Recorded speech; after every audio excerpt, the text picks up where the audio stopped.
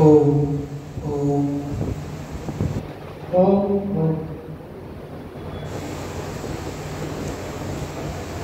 ओम ओम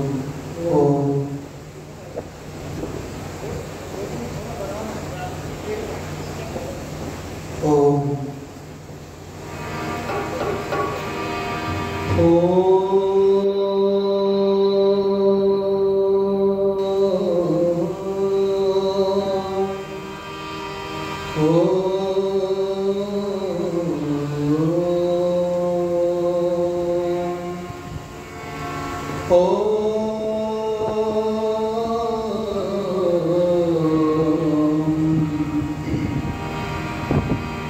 या मेधा देवगणा पितरस्पासते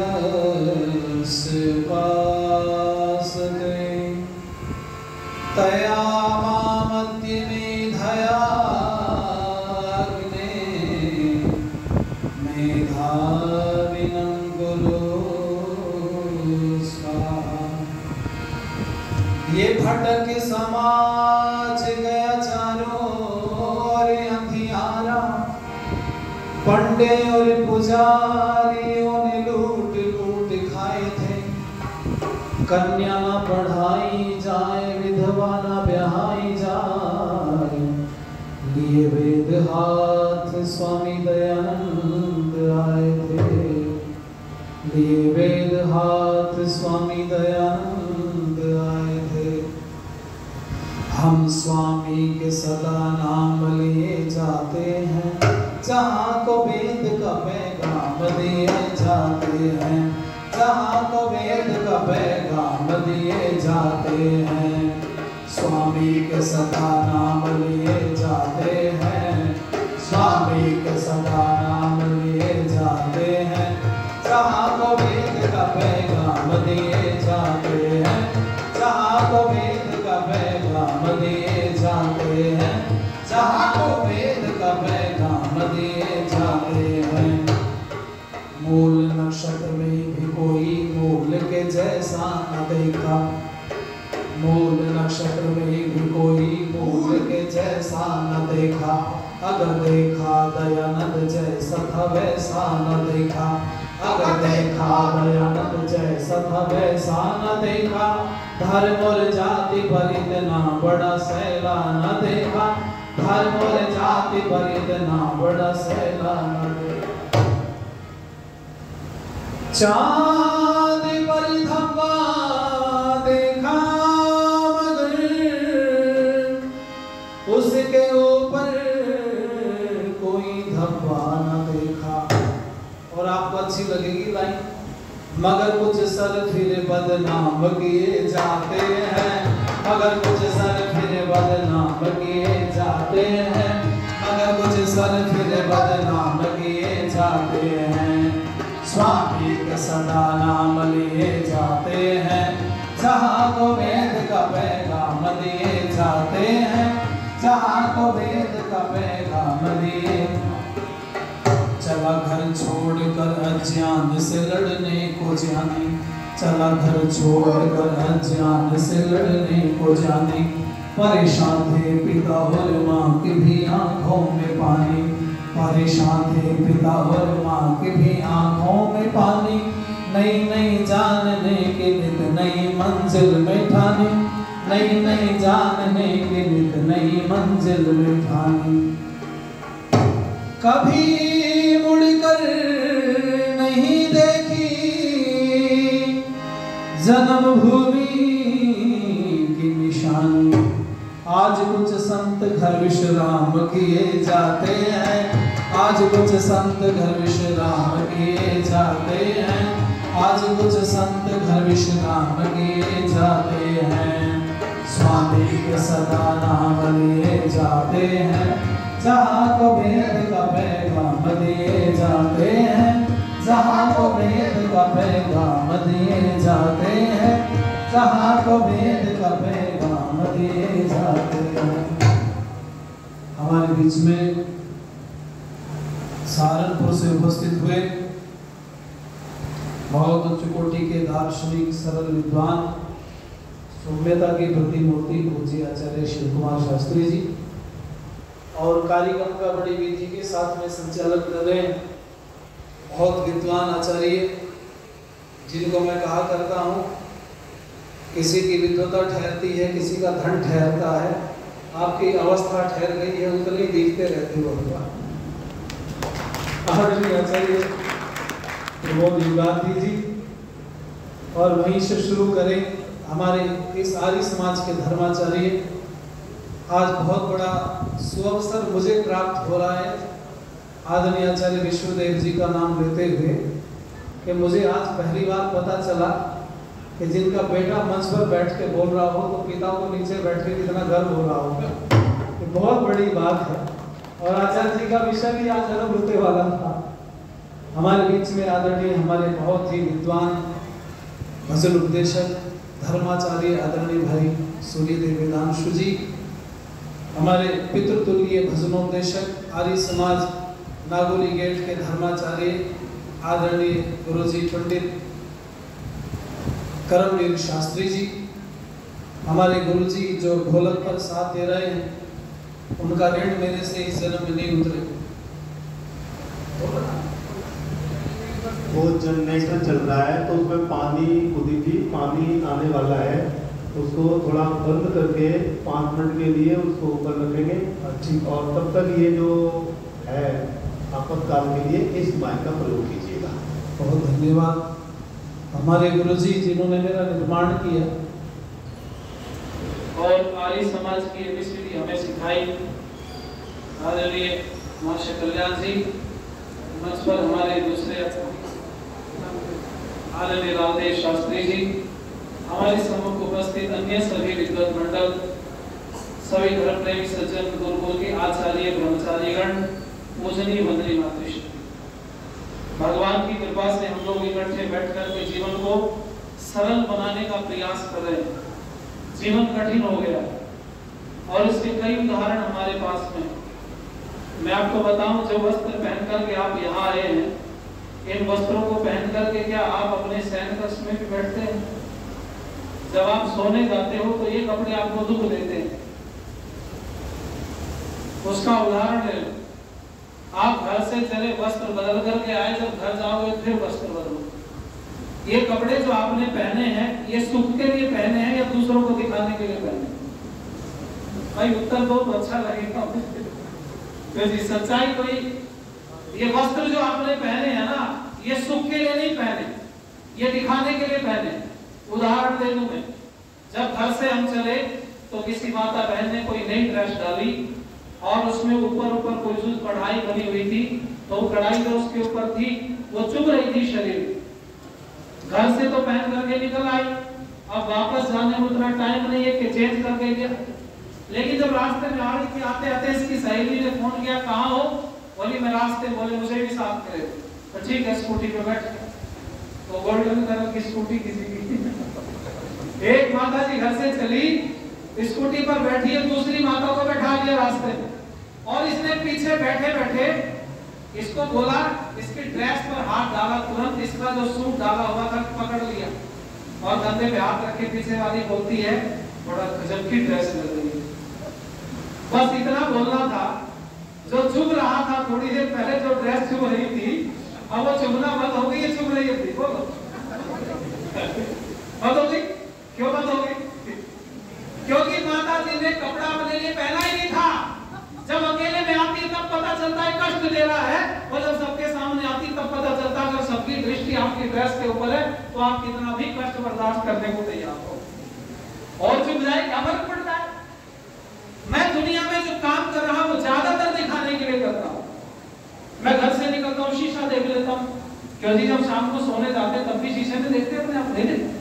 घर से निकलता जरूर शीशे में देखता व्यक्ति। अगर बात इधर उधर हो जाए और कितनी भी जरूरी क्यों ना हो, दौड़ के गंगा हाथ में देगा, इधर उधर मारेगा, चल देगा।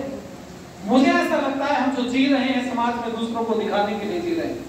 अच्छा, जब दूसरों को दिखाने के लिए जी रहे हैं तो फिर अच्छे से दिखाया जाए। क्यों जी?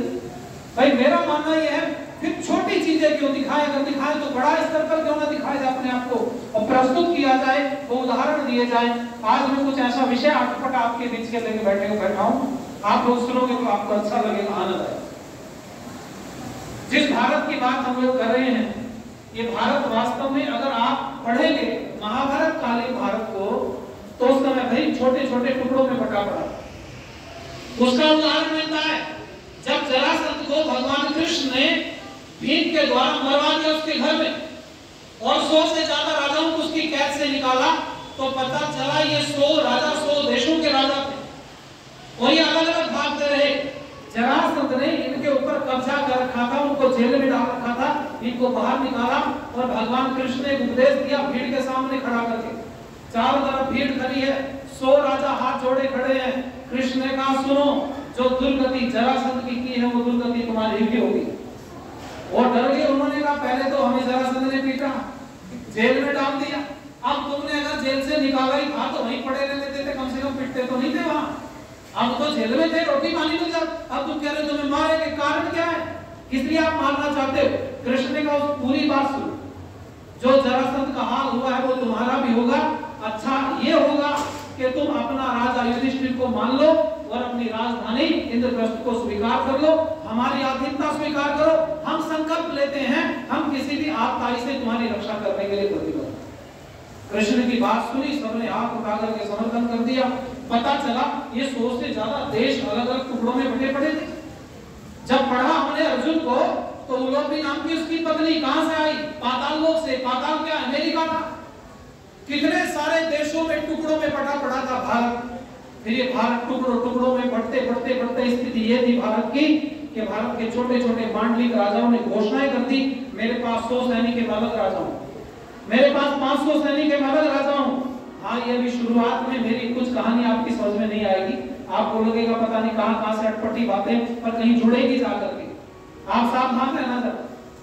ये जब सब व्यवस्थाएं ऐसे चलती रही, मांडलिक राजा हो गए, फिर राजाओं के बीच में एक विचारधारा ने अलग से जन्म लिया। मैं तो आपको बताऊं, अगर हिस्ट्री आप पढ़ें तो आपको पता चलेगा महाभारत के बाद में एक रोमपालों का भी जन्म हुआ है। मैं उन छोटे छोटे मतमतांतरों की चर्चा नहीं करता जिन्होंने अत्याचार नहीं किए, ऐसे तो बहुत थे, लेकिन आप हिस्ट्री को अगर पढ़ेंगे इस भारत भूमि की, तो आपकी जानकारी के लिए मैं बताना चाहूंगा, अलग अलग विचारधाराओं ने जन्म लिया, रोमपालों ने जन्म लिया, उनके बाद में यहूदी पैदा हो गए, यहूदियों के बाद में क्रिश्चियन पैदा हुए, और क्रिश्चियनों के बाद में फिर इस्लाम पैदा हुआ, और ये सब चलते रहे। इसके बाद में सबसे पहला आक्रमण भारत के ऊपर 712 ईस्वी में राजा दाहर के ऊपर हुआ, सिंध प्रांत। ये पहला आक्रमण था। इस आक्रमण में एक और दूसरी कृतज्ञता देखने के लिए मिली कि जिन लोगों को राजा ने पाल रखा था उन्होंने राजा का विरोध किया, दूसरे विरोधियों के साथ में हाथ मिलाकर के राजा को हरवाया। एक तो कृतज्ञता ये थी, और दूसरा सबसे घिनौना काम इस युद्ध में ये हुआ, 712 ईस्वी में राजा दाहर की बेटियों को, सूर्या को, परिवार को बंदी बना करके राजा के सामने परोस दिया गया। वो विषय अलग है कि वो अपनी चतुराई से बच गई वो बहनें, पर ये जो 712 ईस्वी में ये आक्रमण हुआ था, ये विचारधारा थी जिसका नाम था वहाबी विचारधारा। आप पढ़िएगा, मैंने 2023 में 76 डिबेट किए और 76 में से 30 से ज्यादा डिबेट केवल इसी विचारधारा के ऊपर थी। अलग अलग बहुत विषय मेरे सामने प्रस्तुत हुए, बड़े सारे लोग आए, उन्होंने बहुत बातें रखी। मेरे सामने एक दिन ऐसा संशय पैदा हुआ, उन्होंने कहा कि तुम्हारी बहन बेटियां माथे पर सिंदूर क्यों लगाती हैं, क्यों बिंदी लगाती, बिछवे क्यों पहनती? उत्तर दीजिए, ये आप किसी स्त्री को स्त्री बना रहे, कमजोर बना रहे, हाथों में चूड़ियां क्यों धारण कर रखी तुम्हारी बहन को क्यों? वो कहते हैं हमारे यहाँ सब ये नहीं है, हम तो बराबर कहते हैं, तुम बराबर नहीं मानते, इसलिए सब चीजें तुमने करके स्त्री को कमजोर कर दिया। आप चाहोगे तो इस प्रश्न का उत्तर मेरे से लेना, माथे पर बिंदी, मांग में सिंदूर, पैरों में बिछवे क्यों होते हैं? बहुत बातें निकल करके आई। फिर भारत ने हमले झेलने शुरू किए और झेलते झेलते भारत टुकड़ों में बढ़ता चला गया। इतने टुकड़ों में बढ़ा, इतने टुकड़ों में बढ़ा, जिस समय पर आपकी जानकारी के लिए बताऊं, चाणक्य महाराज ने टूटे हुए भारत को एक किया, तो कहते हैं उस समय पर भारत बहुत सारे टुकड़ों में बटा पड़ा था। फिर एक जगह पर चाणक्य ने अगर किया, तो चाणक्य ने किया उस समय पर अखंड भारत का स्वप्न साकार। सबसे पहला अगर भारत कभी एक हुआ था तो चाणक्य के समय में। लेकिन कितनी देर रहा? चंद्रगुप्त का बेटा बिंदुसार गद्दी पर बैठा, न राज्य घटा पाया न बढ़ा पाया। फिर बिंदुसार का बेटा आगे आया जिसका नाम था अशोक, सम्राट कहते हैं उसको, वो सम्राट की उपाधि उसे छीन लेनी चाहिए थी। वो बौद्धिस्ट बना, आप सब जानते हैं। उस बौद्धिस्ट ने दुनिया भर के देशों में जाकर के प्रचार प्रसार करना शुरू किया, और जो भारत चाणक्य के समय में हुआ था एक, वो फिर टूट गया। और वो विचारधारा जो मैं आपको बता रहा हूं, हमले होते होते होते फिर भारत जिस समय पर आजाद हो रहा है, तब भी 585 रियासतें एक जगह पर की सरदार पटेल ने। मैं तो पढ़ता रहा 565 रियासतें थी, पर जब सरदार पटेल के वो व्याख्यान मैंने सुने, वो पढ़े जो उन्होंने दिए थे संसद के अंदर, राष्ट्रवादिता के मुखर स्वर नाम की पुस्तक है, 2 वॉल्यूम में मिलती है, और वो किसने लिखी है? आपके बहुत उच्च कोटि के विद्वान थे आर्य समाज के, सांसद रहे प्रकाश शास्त्री। उन्होंने 2 वॉल्यूम में पुस्तक लिखी, राष्ट्रवादिता के मुखर स्वर। जब मैंने उसको पढ़ा, सरदार पटेल कहते हैं कि मैंने 585 रियासतों को एक जगह पर किया, वो टूटे हुए भारत को फिर इकट्ठा किया। और मैं आज आपसे फिर प्रश्न पूछता हूं, कई बार भारत टूटता रहा, जुड़ता रहा, टूटता रहा, जुड़ता रहा। इस समय पर परिस्थिति क्या है? भारत बाहर से तो संतरे की तरह दिखाई दे रहा है, लेकिन अंदर से जैसे संतरे के अंदर वो अलग अलग खापे होती है ना, वैसे खाप दिखाई देती है। बोलो है या नहीं है? बोलो जरा, कोई एक राज्य मुझे आप भारत का बता दो जो टूटने के कागज पर ना बैठा हो। एक राज्य बताओ। आप पूर्व से प्रारंभ करेंगे तो मैं मिजोरम से, त्रिपुरा से, वहां से शुरू अगर करूं मैं, नागालैंड से, आपके पैरों तले जमीन खिसक जाएगी। जहां आसानी से आपको चर्च तो मिल सकता है, पर मंदिर आसानी से नहीं मिलेगा। आपके सर पर चोटी या माथे पर तिलक लगा होगा तो आपको जान का खतरा है अनायासी, और आपके साथ कोई घटना घट जाती है तो पुलिस उसके लिए कोई जिम्मेवार नहीं है। पुलिस आपको ही बोलेगी क्यों माथे पर तिलक लगा के, सर पर चोटी लगा के आप प्रदर्शन कर रहे थे, क्यों? क्योंकि पुलिस में भी उन्हीं के लोग बैठे हुए। ये स्थिति भारत की आज है। मैं आप सबसे कहूंगा जरा ध्यान दीजिएगा ये लाइनों के ऊपर। अरे सदियों से हमको अपनी भूलों ने मार डाला, सदियों से हमको अपनी भूलों ने मार डाला, कांटों से बच गए थे, फूलों ने मार डाला, सदियों से हमको अपनी, सदियों से हमको अपनी, सदियों से हमको अपनी।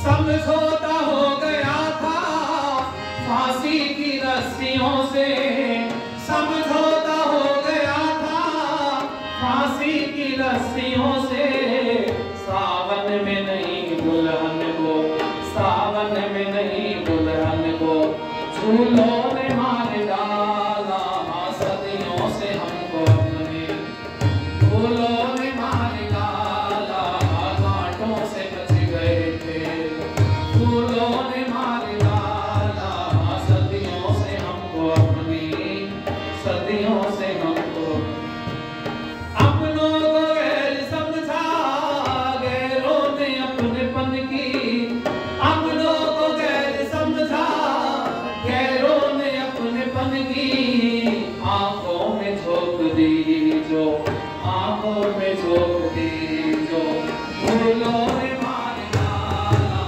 सदियों से हमको अपनी, अरे फूलों ने मार डाला, कांटों से बच गए थे, फूलों ने मार डाला, सदियों से हमको अपनी, सदियों से हमको।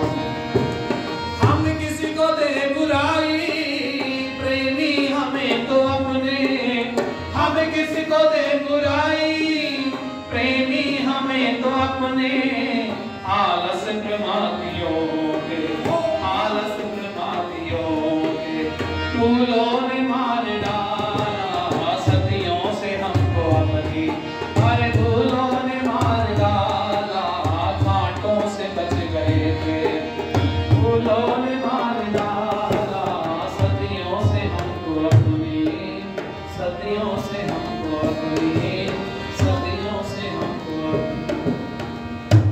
इसलिए स्थिति बिगड़ती रही। और आपकी जानकारी के लिए मैं बताऊं, 1875 में स्वामी दयानंद सरस्वती जी ने आर्य समाज की स्थापना की। मैं दावे से इस मंच से बोल सकता हूं, स्वामी दयानंद सरस्वती जी घर से निकले थे, ना तो मुक्ति को प्राप्त करना उद्देश्य था स्वामी जी का, न आर्य समाज की स्थापना उद्देश्य था, न सनातन धर्म को बचाना स्वामी दयानंद का उद्देश्य था, न स्त्री को पैर की जूती से सर का ताज बनाना उद्देश्य था, न गुलाम भारत को आजाद कराना स्वामी दयानंद का उद्देश्य था, न हिंदू को बचाना स्वामी दयानंद का उद्देश्य था। अगर स्वामी दयानंद उस समय पर उद्देश्य लेके चले थे तो सच्चे सिद्ध की खोज लेके चले, लेकिन जब सच्चे सिद्ध की खोज की तो उस खोज में कुछ और निकला। आप सब जानते हैं, कई उदाहरण दिए जा सकते हैं इन सब चीजों के। स्वामी दयानंद सरस्वती जी सच्चे सिद्ध की जब खोज में निकले तो पाखंडी बाबा मिले, जिन्होंने स्वामी दयानंद से अंगूठी छीन ली, रेशमी वस्त्र छीन लिए, बहुत सुंदर कटी वस्त्र था वो भी ले लिया और पहला फुसला करके स्वामी दयानंद के पास जो कुछ था सब ले लिया। अंत में स्वामी दयानंद कोपिन में घूमते नजर आ रहे हैं, केवल लंगोट स्वामी दयानंद के पास था। फिर पहाड़ों पे कहां स्वामी दयानंद नहीं घूमे और घूमते घूमते उन्होंने देखा खोदा पहाड़ निकली चुहिया, वो भी आप लोग सुनते हैं कि वो भी मरी हुई, कहीं कोई दम निकल नहीं। हाँ, चाणोद करली में स्वामी दयानंद जब बैठे जाकर के तो सबसे पहले कुछ ऋषि मुनियों की अगर विद्या स्वामी दयानंद को सीखने के लिए मिली तो प्राणायाम विधि सीखने के लिए मिली, जिस प्राणायाम विधि को स्वामी दयानंद जी ने सत्यार्थ विकास के अंदर दिया। वो 4 प्रकार के प्राणायाम है, आप करो करके देखो, उसका अनुभव आप प्राप्त कीजिएगा, आपको पता चलेगा। ये केवल बोलने सुनने तक सीमित नहीं है वो विद्याएं, अगर आप अनुभव करें तब उनको आपको उस चीज का अनुभव हो। मैं आप सब लोगों से कहना चाहूंगा, जरा ध्यान देना, ये गुलाम भारत के लिए स्वामी दयानंद ने बड़ा कुछ किया।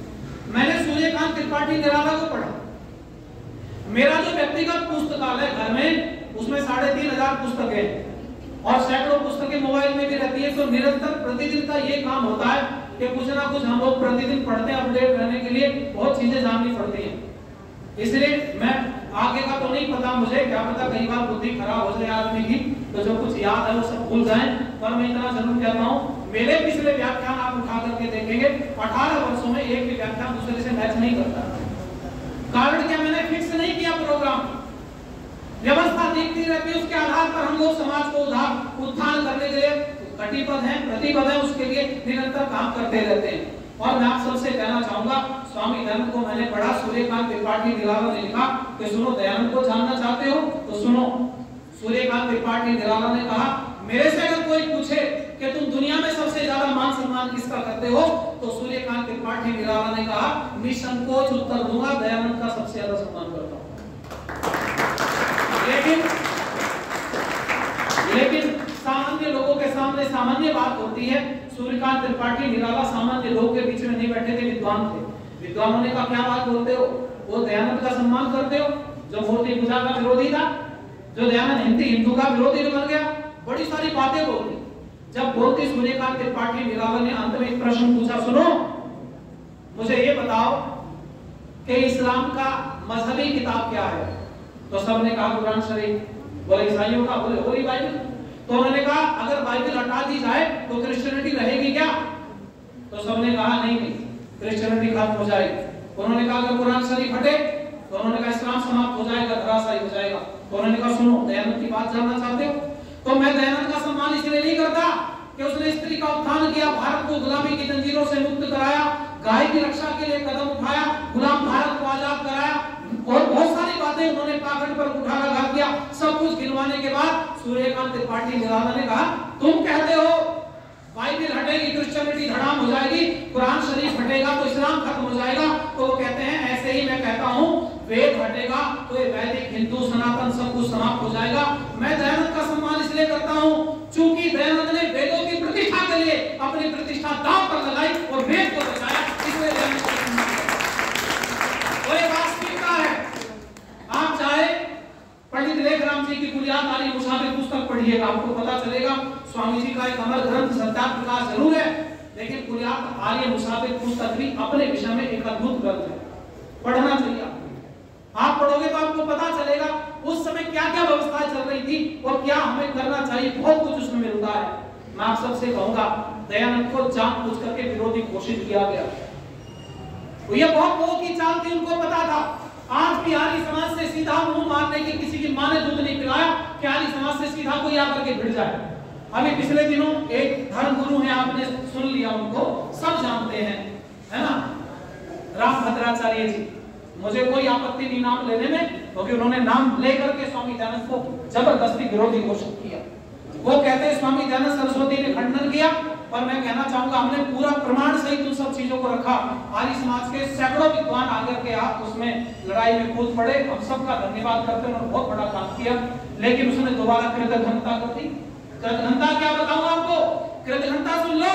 राम भद्राचार्य को मैं बताना चाहता हूं, इस भारत की परंपरा थी स्वामी दयानंद से पहले, अगर व्यक्ति अपंग है तो वो संन्यास नहीं ले सकता, अपंग है तो मंच पर नहीं बैठ सकता था, अगर अपंग है तो कर्मकांड नहीं करा सकता था। अगर राम भद्राचार्य मंच पर बैठे तो दयानंद की वजह से बैठे, क्योंकि दयानंद ने कहा शरीर से कोई किसी का लेना देना नहीं, ज्ञान से उसको ऊपर नीचे रखा जाएगा।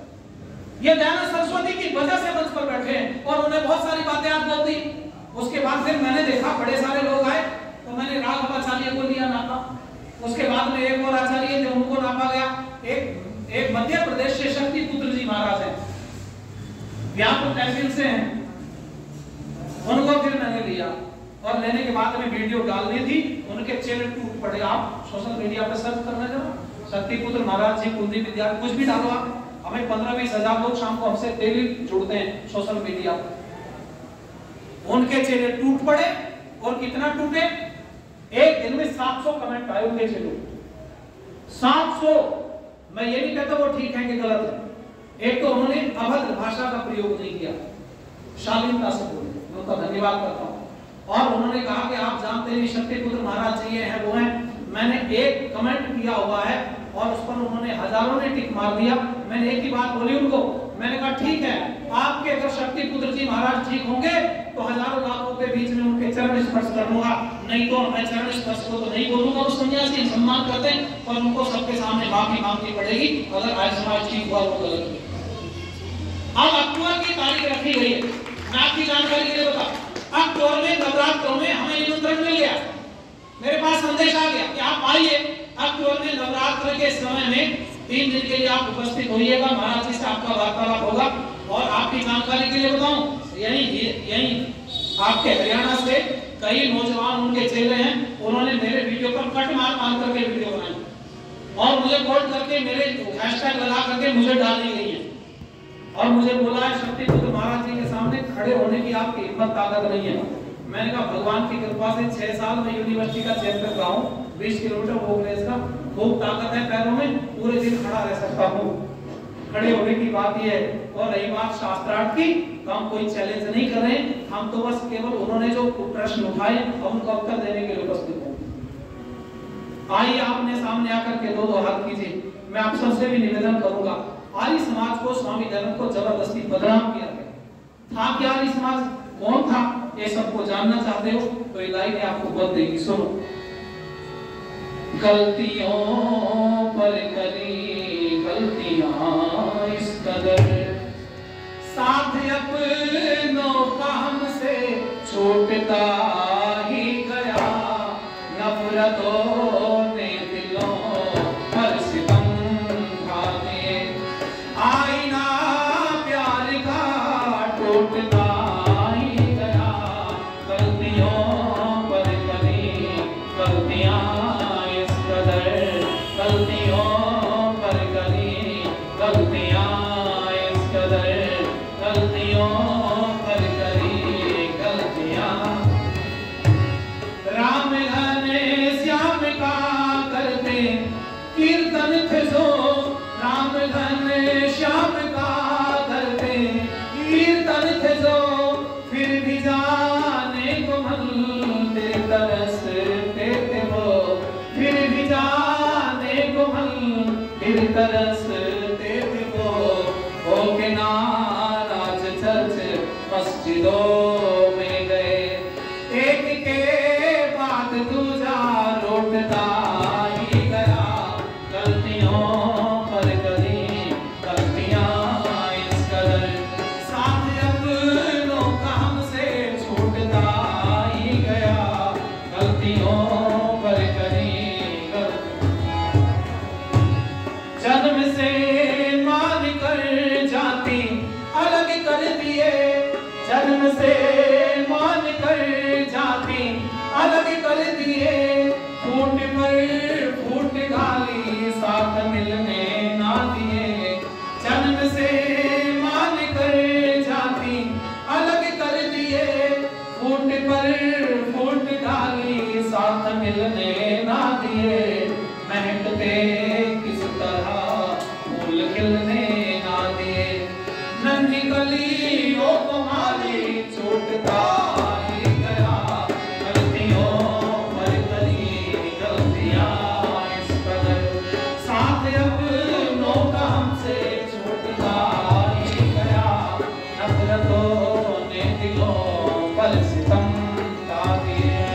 प्यारी का टूटता ही गया, गलतियों पर कभी गलतियां। इसलिए भाई आर्य समाज ने काम किया और जबरदस्ती आर्य समाज को बदनाम किया। और मैं आपकी जानकारी के लिए बताऊं, आर्य समाज ने काम क्या किया। इस देश के अंदर गाय की दुर्गति थी, अभी भी मैं सदगति की तो घोषणा नहीं करता, पर हाँ कुछ तो भारत सुधरी है। स्त्री को कोई अधिकार प्राप्त नहीं थे। पाकिस्तान के अंदर अगर बेनजीर भुट्टो प्रधानमंत्री बनी ना, और यही आपके पास बांग्लादेश में अभी भारत में शरण ली है, मैं तो कहता हूँ, लोग कहते हैं ना भगवा आतंकवाद, आज सुन रहा था मैंने कहा निकम्मो, अगर भगवा आतंकवाद होता तो ये बांग्लादेश की प्रधानमंत्री शरण किसी मुस्लिम देश में लेती, उसको भी पता अगर जान बच सकती है तो हिंदुओं के बीच में बच सकती है, राय भारत में हेलीकॉप्टर लेंगे। समझ गए? इससे बड़ा और प्रमाण नहीं हो सकता दुनिया में। अफगानिस्तान में सिखों के ऊपर जब आक्रमण हुआ ना, तालिबानियों ने 2021-22 में उनके ऊपर आक्रमण किए, तो वो कहीं दुनिया में दूसरी जगह पर नहीं गए, गुरु ग्रंथ साहिब को सर पर लेकर के कहां गए? गुरु भारत में आ गए। कितने लोगों की बात करोगे? जिस समय पर म्यांमार में मारकूट मची रोहिंग्याओं के ऊपर, तो वो कहां आए बोलो? भाई बांग्लादेश में क्यों नहीं घुस गए पीछे समुद्र के रास्ते से, पूरा बांग्लादेश पार करके भारत में क्यों आ गए? दुनिया भर के शरणार्थी भारत में आना चाहते हैं, कारण क्या है? उनको पता है भारत में शरण मिलेगी तो सुरक्षित रह पाओगे। लेकिन कब तक सुरक्षित है भारत में, ये भी आपकी जानकारी के लिए बता दूं। जब तक सनातन विस्तृत है, बड़ा है, तब तक भारत में सुरक्षा है, और जिंदगी छोटा होगा, घट गया, भारत की सुरक्षा खत्म हो जाएगी। आपको ऐसे मुक्त कराना चाहता हूं मैं आज, और आपकी जानकारी के लिए मुझे दुनिया में और कोई लोगों से कम डर लगता है, संचालक से डर लगता है। इसलिए सुनो, आपकी जानकारी के लिए बताना चाहूंगा, मैं ऐसे मुक्त कराऊंगा आज आपको, और आप सुनते रहना। ठीक, और वो है क्या है? हमें डराया जा रहा, प्रतिदिन चारों तरफ से हम डर रहे हैं, भयभीत हो रहे हैं। पर मैं आपको बताऊं, भारत बर्बाद क्यों हुआ, उस बर्बादी के पीछे आप जाना चाहते हो, तो उस भारत में बर्बादी के पीछे एक शब्द काम करता है, जिसका नाम है बिरादरीवाद। क्या बोला मैंने? बोलो जरा, एक बार फिर बोल दो जरा जोर से, क्या बोला? भूल मत जाना, बिरादरीवाद ने बर्बाद किया। कितना बर्बाद किया? मैंने पूरा विश्लेषण किया इसका, और मैंने 10 से ज्यादा प्रश्न लिखे सर जी इसके ऊपर, क्योंकि मैं जो कुछ बोलता हूँ कोई समझ में चीजें आती हैं। मैंने अब तक 450 लेख लिखे अलग अलग, मौका मिलता है कई जगह छपते रहते हैं। मैंने इस पर लिखा, कास्टिंग में कितना हावी है भारत के ऊपर, सुन लो। ये बिरादरीवाद अंग्रेज के आने से पहले भारत में नहीं था। उसका उदाहरण दे दूं, भारत में कभी भी बिरादरी को लेकर के अंग्रेज से पहले लड़ाई लड़ी नहीं गई। अंग्रेज के समय में भी बिरादरीवाद हावी नहीं था। अंग्रेज के समय में भी सारी कास्टों के, बिरादरियों के लोग लड़ रहे थे मिलकर के, और कहीं एक बिरादरी ने लड़ाई लड़ी हो केवल अकेली ने, तो मुझे बता दो आप किसी का नाम। जहां भी कोई लड़ रहा था अंग्रेजों से, सब बिरादरियां मिलकर के लड़ रही थी। क्यों? क्योंकि बिरादरीवाद हावी भारत में हुआ अंग्रेज की वजह से, और अंग्रेज के आने के बाद कैसे हुआ, इसका उद्गम सुन लो जरा, कहां से शुरुआत होती है। एक शब्द है ब्रदर। क्या है बोलो जरा? ब्रदर। ब्रदर माने क्या होता है? भाई। अंग्रेज अकेला कहीं नहीं जाता था, उसके साथ में एक दुभाषिया होता था, और अंग्रेज जब किसी गांव में गया तो दुभाषी से पूछा हु इज दिस, ये कौन है? तो उसने बोला दिस ब्रदर। समझ गए? अंग्रेज को बताया ये कौन है? ब्रदर। ब्रदर माने क्या होता है? भाई। तो उसने कहा मतलब ये हमारा भाई है। गांव के आदमी पढ़े लिखे नहीं थे, उन्होंने कहा भाई ये जो आदमी आया था ना पास के गांव का, ये हमें आज बिरादर बोल के गया। ब्रदर तो बोला नहीं गया, क्या बोला उन्होंने? बिरादर। और बिरादर से क्या बन गई? जब बिरादर बिरादर बिरादर इकट्ठे होते चले गए तो बिरादरी बन गई। नहीं तो उदाहरण सुन लो, जो गोत्र जाटों में है वही गोत्र गुर्जरों में है, वही राजपूतों में है, वही यादवों में है, वही पाल समाज में है, वही एससी समाज में है। जो गोत्र एक बिरादरी में है वो गोत्र सारी बिरादरी में क्यों है भाई? मुझे इस प्रश्न का उत्तर दीजिए। अगर बिरादरी उनकी दूसरी थी तो गोत्र तुमसे उनका मैच नहीं करना चाहिए था, लेकिन उनका गोत्र भी तुम्हारी गोत्र बिरादरियों में मिल मैच करता है। ये इस बात का प्रमाण है, भारत में बिरादरी नहीं थी, वंश प्रथा थी, और वो वंश के लोग अगर एससी में कैटेगरी में कहीं इकट्ठे हो गए, उनके साथ जुड़ गए तो एससी में गिने जाने लगे, वो राजपूतों में जुड़ गए तो राजपूतों में गिने जाने लगे, वो यादवों में जुड़ गए तो यादवों में, जाटों में जुड़े तो जाटों में भी गिने जाने लगे। वो गोत्र तो रह गया पर बिरादरी बदल गई। एक गांव बिजनौर में आप कभी आइए, जहां से मैं आता हूं, वहां मेरे पास में गांव है, उस गांव का नाम है गदनपुरा। उस गदनपुरा गांव की एक बात बताऊं, उस गांव के गोत्र है, वहां कई बिरादरी के लोग हैं, वहां पाल समाज के लोग भी हैं, ऐसे में हैं, और दूसरे गुजर भी, बहुत सारी बिरादरी। वहां उस पूरे गांव का गोत्र है बहारवाल। अब आप पालों में जाओ, हमने पूछा भैया तुम्हारा गोत्र क्या? बोले जी बहारवाल। हमने गुजरों से कहा भाई तुम्हारा गोत्र क्या? बोले जी बहारवाल। ऐसी से पूछा तुम्हारा गोत्र क्या? बोले बहारवाल। उस गांव में कुंभकार भी रहते, हमसे हमने पूछा तुम्हारा गोत्र क्या? बोले बहारवाल। हो गया कमाल। क्यों जी?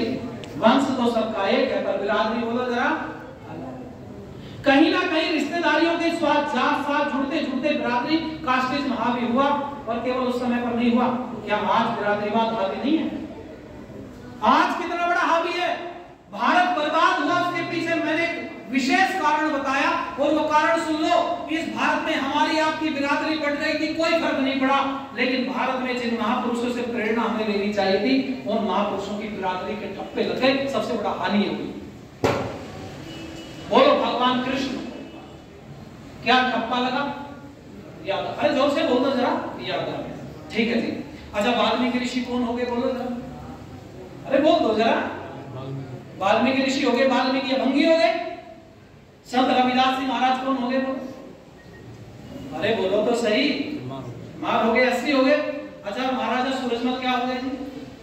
जाट हो गए। गुर्जर प्रतिहार सम्राट मिहिर भोज कौन हो गए जी? गुर्जर हो गए। और बहुत सारे लोग, कोई राजपूत हो गया। बिरादरियों के ठप्पे महापुरुषों के ऊपर लगे हुए हैं। महाराजा सूरसेन सैनी के ऊपर ठप्पा लगाए, सैनी है। मैं नहीं कहता हो सकता है स्कूल में पैदा हुए हो, पर तुमने बहुत बड़ा जहर बोल दिया है। एक महापुरुष के ऊपर बिरादरी का ठप्पा लगा दिया। हाँ, मैं आपको कहना चाहूंगा, वाल्मीकि ऋषि ने अगर रामायण नहीं लिखी होती, राम के ऊपर नहीं लिखा होता, तो दुनिया में किसी की औकात नहीं थी कि राम का नाम ले सकते। आज आचार्य जी ने कितने सारे उदाहरण दिए हैं रामचंद्र जी के, किस वजह से दिए? क्या तुलसीदास की वजह से दिए? नहीं। क्या आर्य समाज की वजह से दिए? नहीं। अगर आचार्य जी ने उदाहरण दिए रामचंद्र जी के, तो वाल्मीकि रामायण की वजह से दिए। और वाल्मीकि रामायण को किसने लिखा था? बोलो बोलो, महर्षि वाल्मीकि ने लिखा था। अब सुन लो, भारत में महापुरुषों पर कब्जा हो रहा था, कब्जाए जा रहे थे। सबने कहा देखो, महाराजा सूरजमल जाट थे, लोग कहते, ठीक है जी। क्या जाटों के लिए लड़े थे या पूरे सनातन के लिए लड़े थे? बोलो, सनातन के लिए। हो सकता है कोई जाट भाई बैठा हो, उसको बुरा लग जाए। तुमने पता कितना बड़ा नुकसान कर लिया। महाराजा सूरजमल के नाम के साथ में तुमने जाट बोल दिया।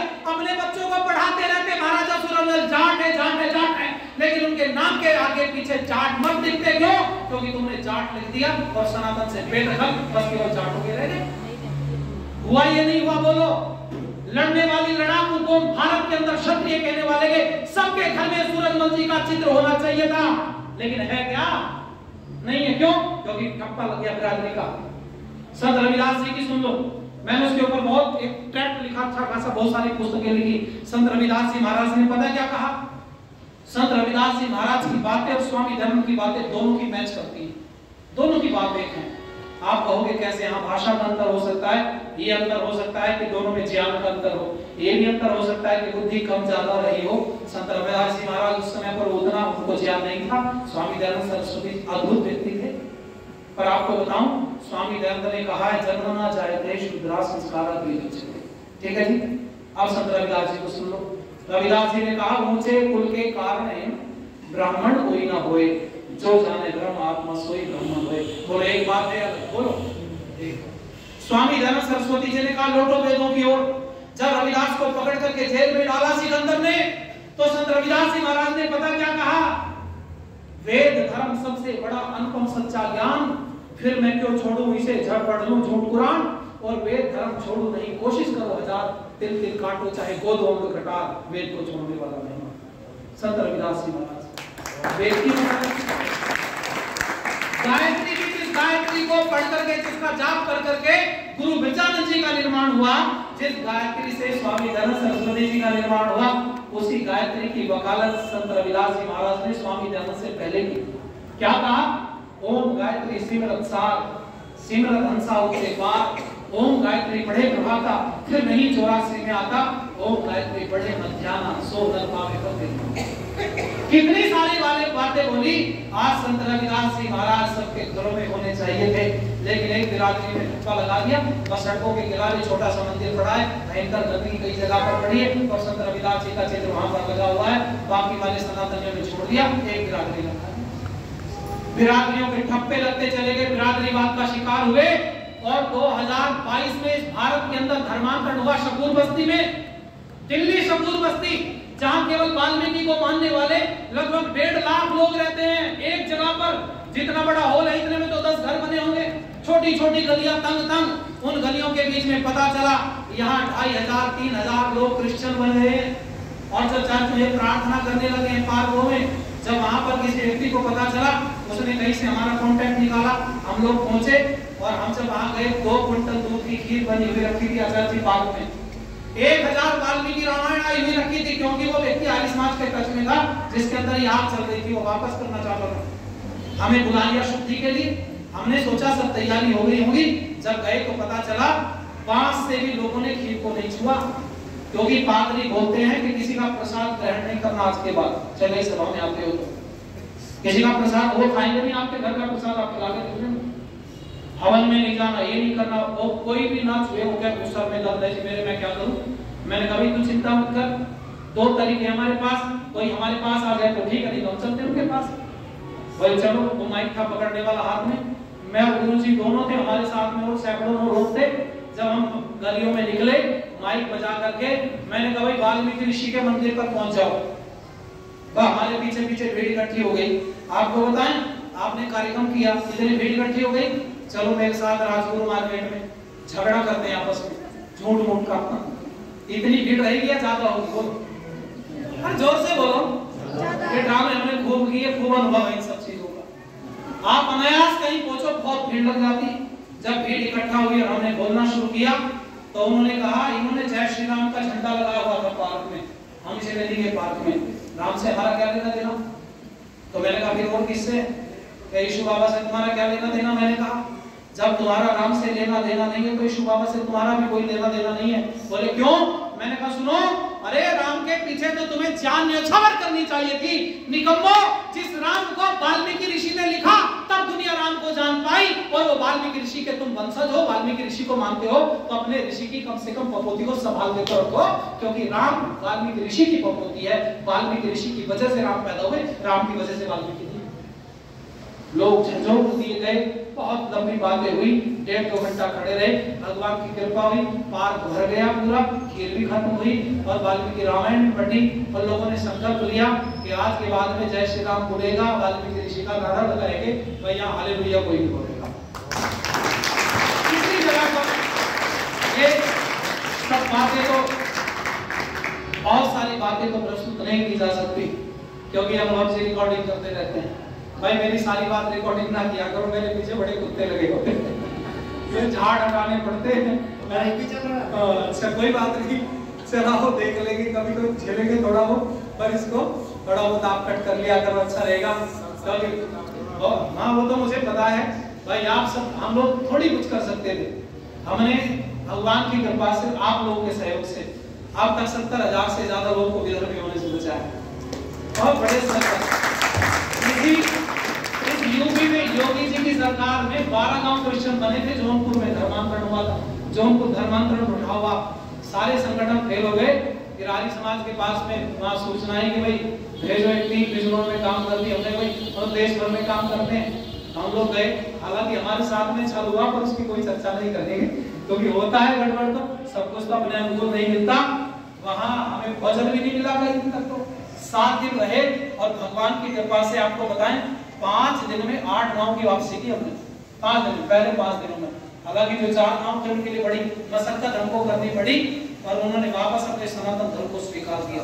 पूरा मुद्दा छाया रहा, और उसी के बलबूते पर योगी जी ने 2018 में सम्मानित किया था मुझे अंतर्राष्ट्रीय महासम्मेलन में। आप सब लोग उपस्थित होंगे कई लोग, और वो सब चीजें नहीं है, वो सम्मान के लिए काम नहीं करते, केवल सनातन के लिए काम करते, इस संस्कृति को बचाया जा सके। आप सब लोग मिलकर के मेरे साथ गुनगुना सको तो अच्छा लगेगा।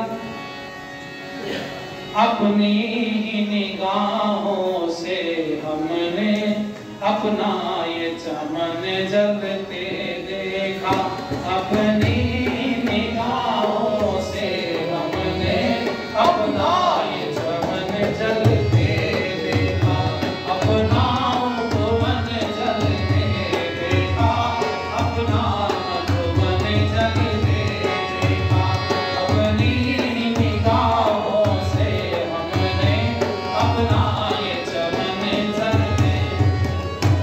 बस्तियाँ जलाने वालों को कोई दोष न दे तो अच्छा है, बस्तियाँ जलाने वालों को कोई दोष न दे तो अच्छा है। घर के ही चिरागों से हमने, घर के ही चिरागों से हमने ये घर आंगन जलते देखा, अपनी निगाहों से हमने अपना ये चमन जलते देखा, अपना मन जलते देखा, अपना मन जलते। खामोश रहे कुछ कह न सके दौलत के दीवानों से, खामोश रहे कुछ कह न सके दौलत के दीवानों से। दुल्हन की भीगी पलकों से दुल्हन का बदन जलते देखा, अपनी निगाहों से हमने अपना ये चमन जलते देखा, अपना मन जलते देखा, अपना मन जलते। तुमने तो रईसों की लाशें फूलों से लदी देखी होंगी, तुमने तो रईसों की लाशें फूलों से लदी देखी होंगी। बेमोल ने अपनी आँखों से, बेमोल ने अपनी आँखों से लाशों को नगन जलते देखा, अपनी निगाहों से हमने अपना ये चमन जलते। केवल 5 मिनट बचे हैं, उसके लिए मैं चाहूंगा भी मोबाइल बंद कर दीजिए आप।